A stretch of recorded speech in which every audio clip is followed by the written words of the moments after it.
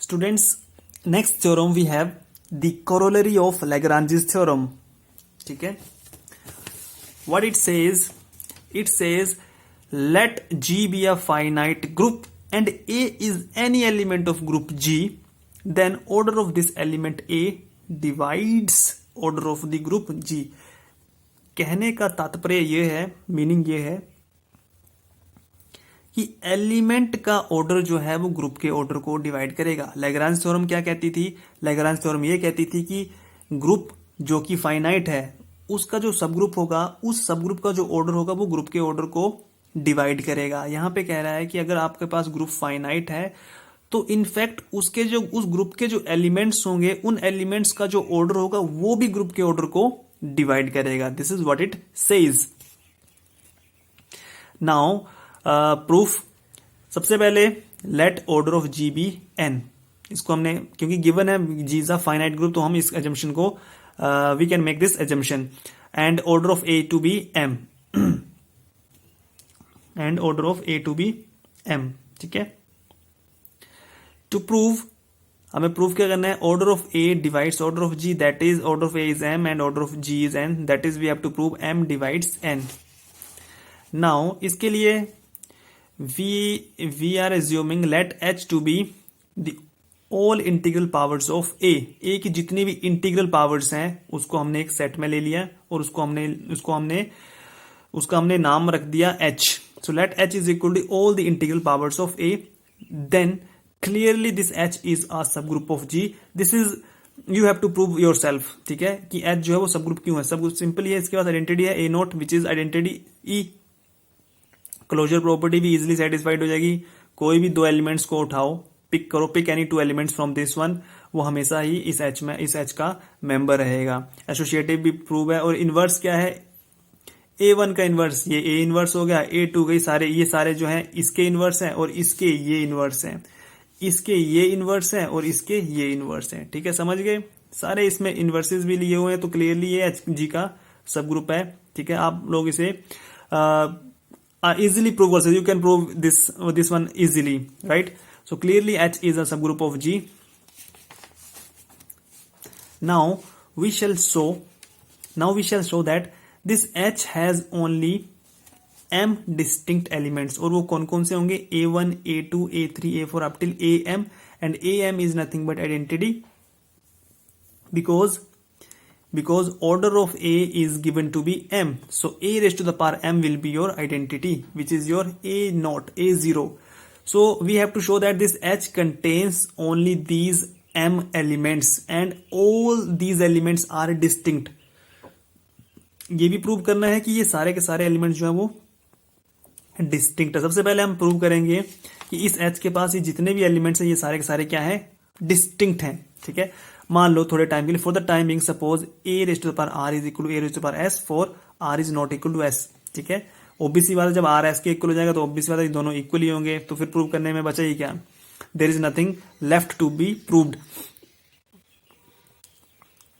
So suppose a raised to power r is equal to a raised to power s. यहां से कोई भी दो member for r is not equal to s and r and s they are running from 1 to m. यहीं से है r भी 1 से m के बीच का है, यानी a raised to power r जो है इन्हीं में से कोई एक मेंबर है.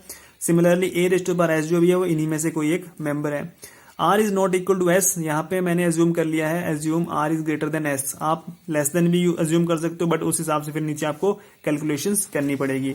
दो इंटीजर्स आपस में इक्वल नहीं है तो इसका मतलब है कि या तो इसका मतलब है कि कोई ना कोई एक दूसरे से एक बड़ा होगा और दूसरा एक छोटा होगा, एक बड़ा होगा एक छोटा होगा. तो मैंने यहाँ पे एज्यूम कर लिया r is greater than s. आप कुछ भी एज्यूम कर सकते हो, फिर उस हिसाब से आप नीचे कैलकुलेशन करना.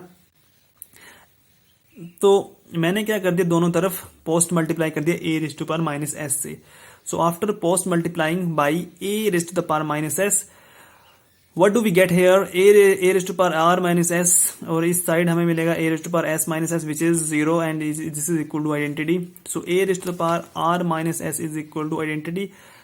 r and s both are less than equal to m. तो इनका डिफरेंस जो होगा, सिंपल मैथमेटिक्स, दो नंबर किसी एक पर्टिकुलर नंबर से छोटे हैं तो उनका डिफरेंस जो है वो उनसे भी छोटा होगा. सो r माइनस s जो है वो m से भी छोटा है. So which is a contradiction. because m is the least positive integer, such that a raised to the power m is e, क्योंकि order of a is given to be m, order of a को हमने m माना हुआ है। इसका मतलब order का मतलब यही होता है कि m जो है वो सबसे स्मॉलेस्ट पॉजिटिव इंटीजर है जो इस कंडीशन को सेटिस्फाई कर रहा है, that is a raised to the power m is identity. तो इसका मतलब है कि ये चीज पॉसिबल नहीं हो सकती कि m से कोई छोटी पावर है उस पे a की पावर जो है वो हमें आइडेंटिटी मिले। तो इसका मतलब ये कॉन्ट्राडिक्शन है, इसका मतलब this is not possible, this is not possible. It means that a raised to the power r is not equal to a raised to the power s for r is not equal to s। तो हमने यहाँ पे ये prove कर दिया है कि h के हमने जितने भी एलिमेंट्स अज्यूम किए हैं वो सारे के सारे क्या हैं, डिस्टिंक्ट है, कोई भी सेम मेंबर सेम नहीं है। Hence a, a2, a3 up till am they all are distinct elements of h। so अभी हमने सिर्फ डिस्टिंक्ट पार्ट प्रूव किया है।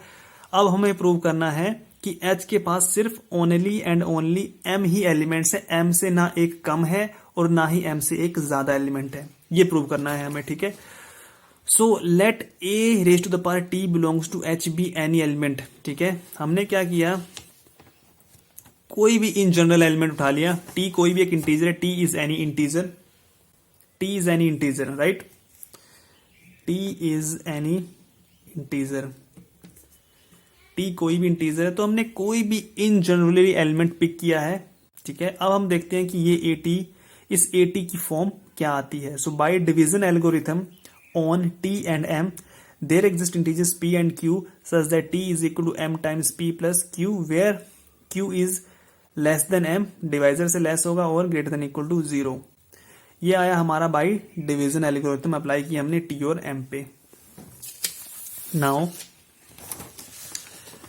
we have a raised to the power t is equal to a raised to the power m p plus q। t की value को हमने यहाँ पे सब्स्टिट्यूट किया, इसको हमने ब्रेक कर दिया, a raised to the power m p multiplied by a raised to the power k q। so this is a raised to the power m multiplied by p a raised to the power q and a raised to the power m is e because order of a is m, so a raised to the power m is e, so this is equal to a raised to the power q। so at किसके बराबर आ गया, a q के बराबर आ गया, और वो q जो है वो हमेशा m से छोटा रहेगा। तो हमने इन जनरली AT उठाया था, H का कोई भी एलिमेंट AT उठाया था, so that is equal to a raised to power q, और q किससे छोटा आ रहा है, m से। इसका मतलब ये हुआ कि कोई भी एलिमेंट उठाओ हम, pick any element from H, you will get an element of the form a raised to power q। इसका मतलब है कि एलिमेंट जो है वो इनमें से कोई एक ही होगा, 1 से लेके m के बीच में ही रहेगा वो एलिमेंट, m से ऊपर नहीं जाएगा वो एलिमेंट, ठीक है, m से ऊपर वो एलिमेंट एक्सीड नहीं करेगा। इसका मतलब ये हुआ कि hence H has only m distinct elements. हमने डिस्टिंक्ट वाला पार्ट भी कर दिया और m वाला पार्ट हमने यहाँ पे किया है। देयरफॉर और H एक सब ग्रुप है, ये हमने प्रूव कर दिया। Therefore order of H is m by Lagrange's theorem, order of subgroup divides order of group and order of H is nothing but m and order of G is n, so m divides n। This is what we had to prove. इसकी भी एक आगे एक corollary है, if G is finite group of order n and a is an element of G, then a element raised to the power order of G that will produce identity। proof let order of a will be m then by above theorem, इस theorem की help से जो हमने ये prove की है कि element का ऑर्डर जो है वो ग्रुप के ऑर्डर को डिवाइड करेगा। This implies m divides n by division, n can be written as m times k for some k belongs to integer। consider a raised to the power order of G and G is nothing but n, order of G is nothing but n and n is nothing but mk, so a raised to the power m multiplied by k and a raised to the power m is nothing but identity e raised to the power k which is equal to identity। so इस corollary को भी हमने यहाँ पे prove कर दिया है।